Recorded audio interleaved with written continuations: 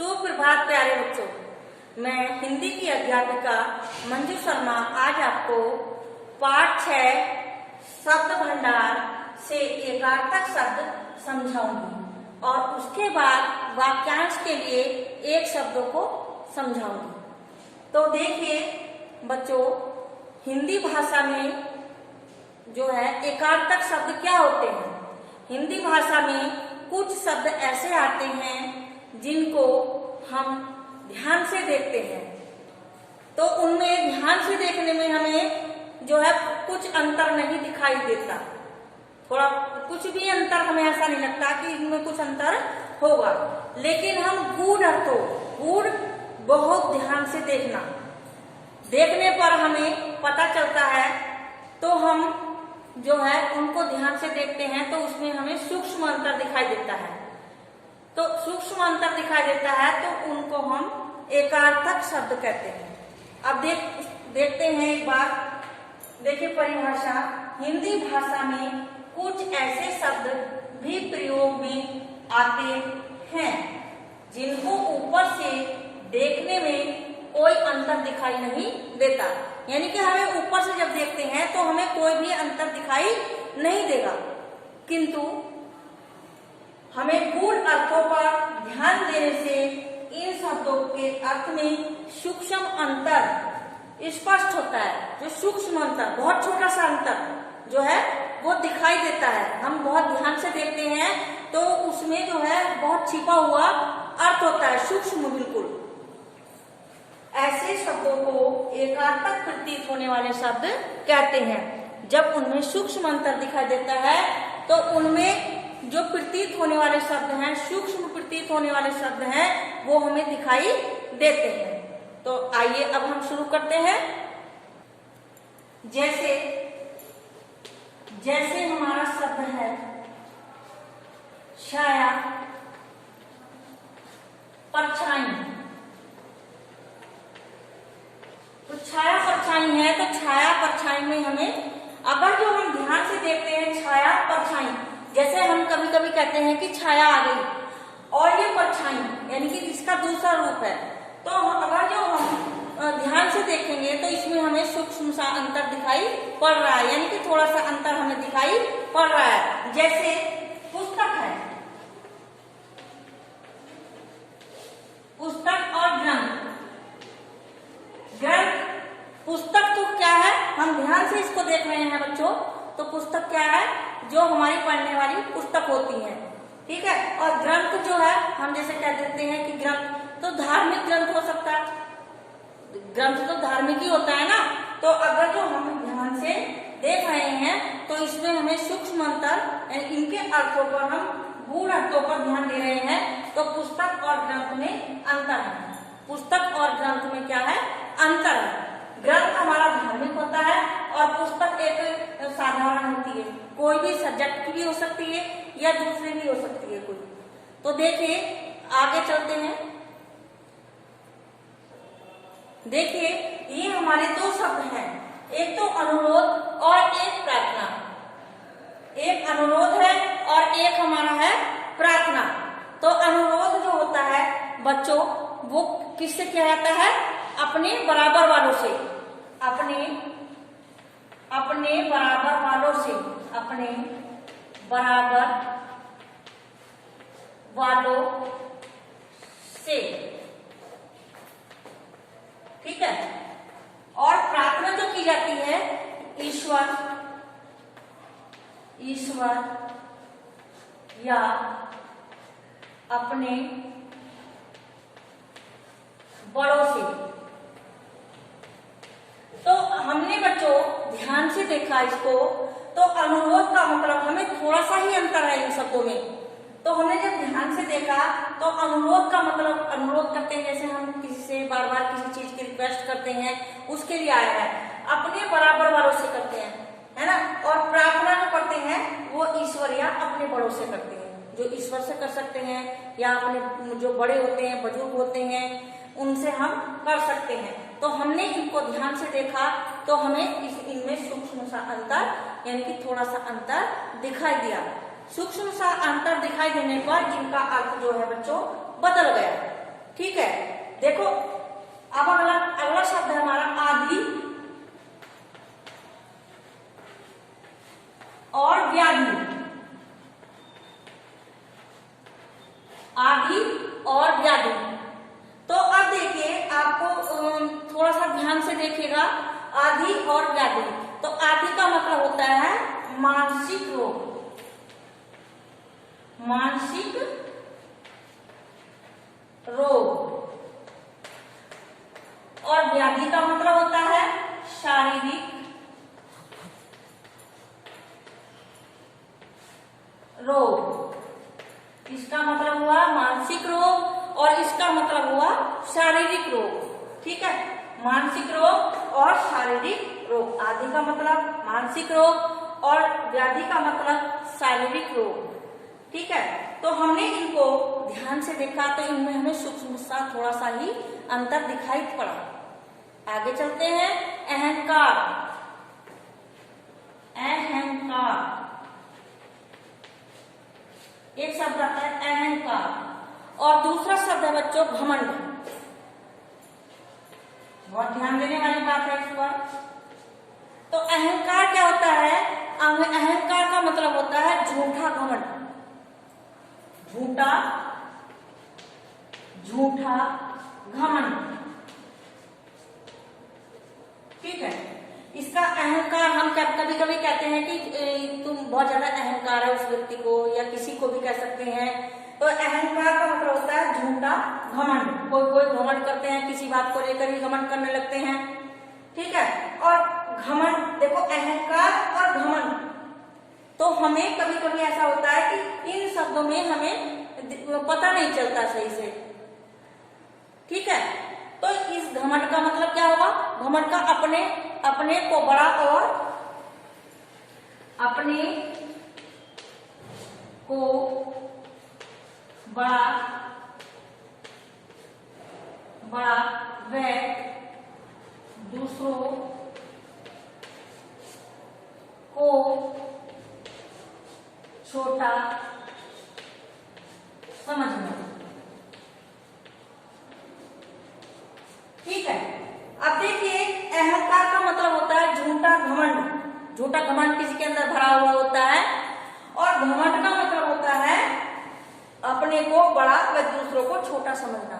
अपने को तो बड़ा समझते हैं, कोई लोग देखा होगा आपने, और दूसरों को क्या समझते हैं? छोटा समझते हैं। तो वो होता है हमारा घमंड होता है।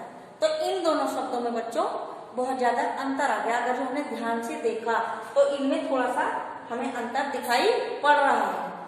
आगे देखिए बच्चों, अगला जो हमारा शब्द है, देखिए अवस्था। शब्द है हमारा अवस्था, और दूसरा शब्द है हमारा आयु। एक शब्द हुआ हमारा अवस्था और दूसरा शब्द हो गया बच्चों आयु। तो जैसे हम कभी बोलते हैं कि आप कौन सी अवस्था के हो, और दूसरा बोलते हैं कि आप कौन सी कितनी आयु के हो, तो थोड़ा सा हमें अंतर मालूम पड़ रहा है अगर हम इनको ध्यान से देख रहे हैं। ठीक है, तो आयु का मतलब क्या होता है? पूर्ण जीवन काल। आयु का अवस्था का मतलब सुनेंगे हम पहले, जीवन का बीता हुआ भाग। जीवन का बीता हुआ भाग, यानी कि जीवन का जो भाग बीत गया। देखिए, जीवन का बीता हुआ भाग, अवस्था का मतलब होता है जीवन का बीता हुआ भाग। और आयु है हमारा, आयु का होता है पूर्ण जीवन काल। पूर्ण जीवन काल। पूर्ण जीवन काल यानी कि कितनी आयु है आपकी। कभी कभी कोई पूछता है कि आयु कितनी है। ठीक है, अगला देखिए बच्चों, अमूल्य। अमूल्य अमूल्य का मतलब क्या होता है? अमूल्य, अमूल्य का जो वस्तु मूल्य देकर भी प्राप्त न हो सके, जो वस्तु मूल्य देकर भी प्राप्त न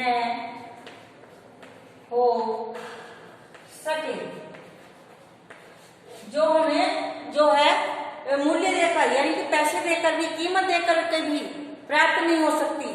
और बहुमूल्य, एक शब्द हमारा बहुमूल्य, मूल्य, बहुमूल्य का मतलब होता है, बहुमूल्य का क्या मतलब होता है, बहुमूल्य का मतलब होता है, बहुमूल्य यानी कि बहुत कीमती। हम कभी कहते हैं कि ये चीज हमारी बहुत ज्यादा कीमती है, तो वो क्या होती है, बहुमूल्य, बहुमूल्य, बहुत कीमती।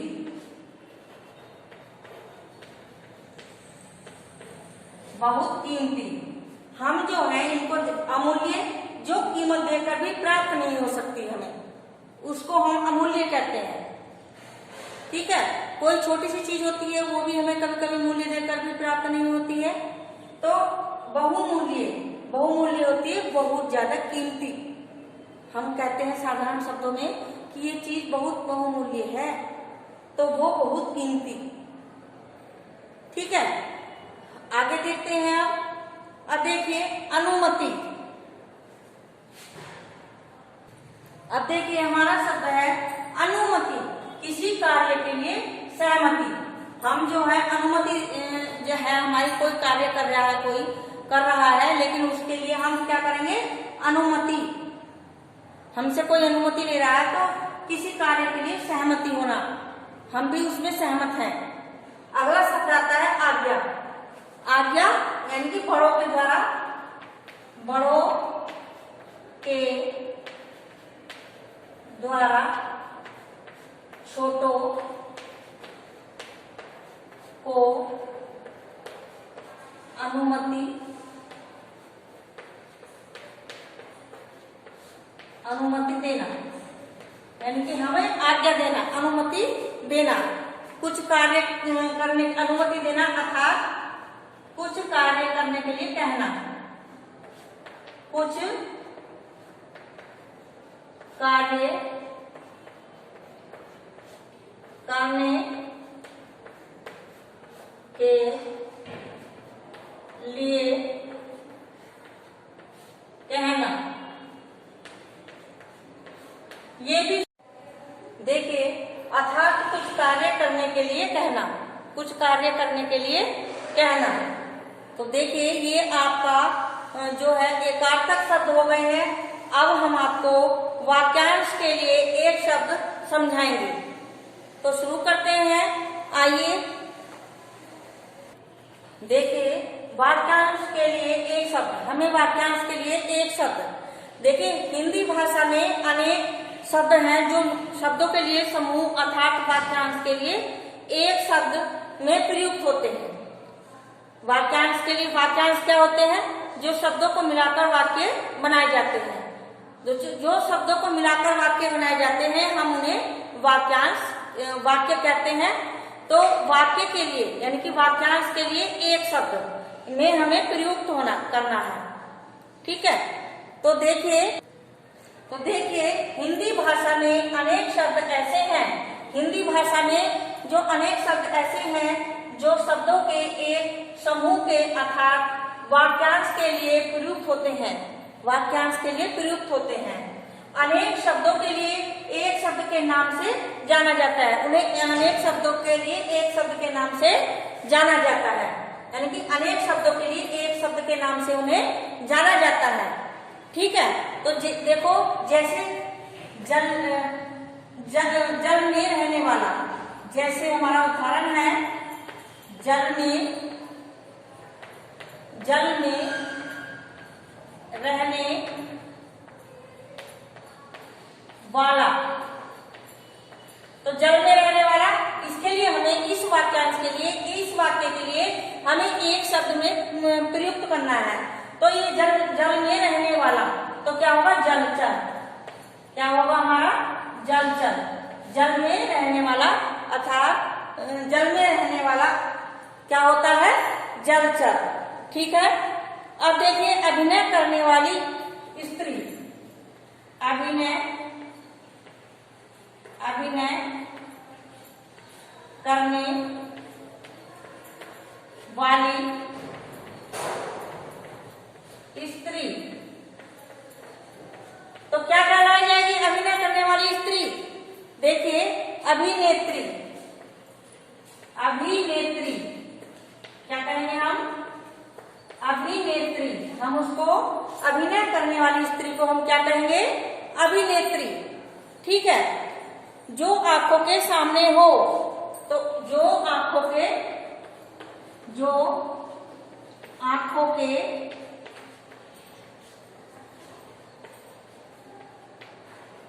सामने हो,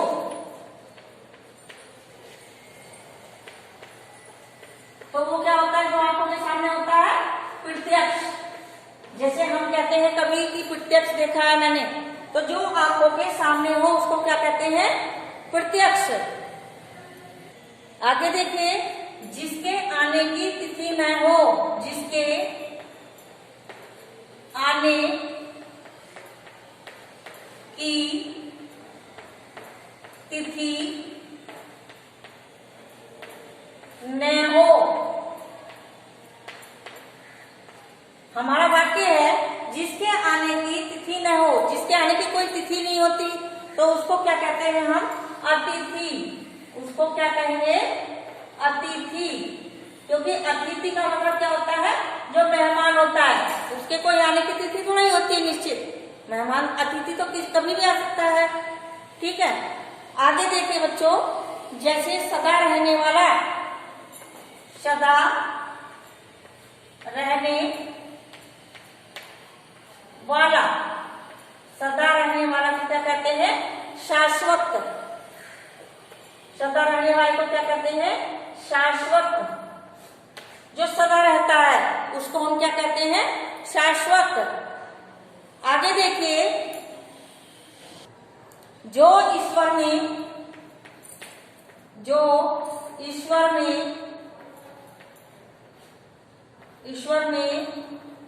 विश्वास न रखता हो। हम कहते हैं कि जो ईश्वर में विश्वास नहीं रखता उसको क्या कहते हैं? तो उसको कहते हैं नास्तिक। क्या कहते हैं? नास्तिक। ईश्वर में विश्वास न रखने वाला, तो उसको क्या कहते हैं? नास्तिक। जो ईश्वर में विश्वास नहीं रखता उसको हम क्या कहते हैं? नास्तिक। मान लो हमारा एक वाक्य और आता है, जो ईश्वर में विश्वास रखता हो, तो वो क्या होगा? आस्तिक। तो हमने एक शब्द वाक्यांश के लिए एक शब्द को बनाया। आगे देखिए, जो सब कुछ जानता हो, जो सब कुछ जानता हो। हम कहते हैं कि ये तो सब कुछ जानते हैं, तो जो सब कुछ जानता हो तो उसको क्या कहते हैं हम? सर्वज्ञ। उसको क्या कहते हैं? सर्वज्ञ। जो सब कुछ जानता हो उसको कहते हैं सर्वज्ञ। जो कभी बूढ़ा न हो, जो कभी बूढ़ा न हो, तो उसको क्या कहेंगे? एक शब्द में, एक वाक्य में क्या कहेंगे? अजर। उसको क्या कहेंगे हम? अजर। जो कभी बूढ़ा नहीं होता उसको हम अजर कहेंगे। ठीक है बच्चों। और देखिए शिव का भक्त, शिव का भक्त, तो शिव के भक्त को हम क्या कहेंगे? शैव। शिव का भक्त शैव। ठीक है। शिव का भक्त क्या होता है? शैव। जो काम सरल हो, जो काम सरल हो उसको क्या कहेंगे? सुगम। उसको क्या कहेंगे हम? सुगम। जो काम सरल हो उसको हम सुगम कहेंगे। अब देखिए, जो जन्म से अंधा हो, जो जन्म से अंधा हो, इसको क्या कहेंगे? जन्मांध। जन्मांध। जो जन्म से अंधा हो उसको हम जन्मांध कहेंगे। बच्चों, मैंने वाक्यांश के लिए एक शब्द भी करा दिए हैं और एकार्थक शब्द भी करा दिए हैं। आप अच्छे से इसका अध्ययन करेंगे। ठीक है। आज के लिए इतना ही। धन्यवाद।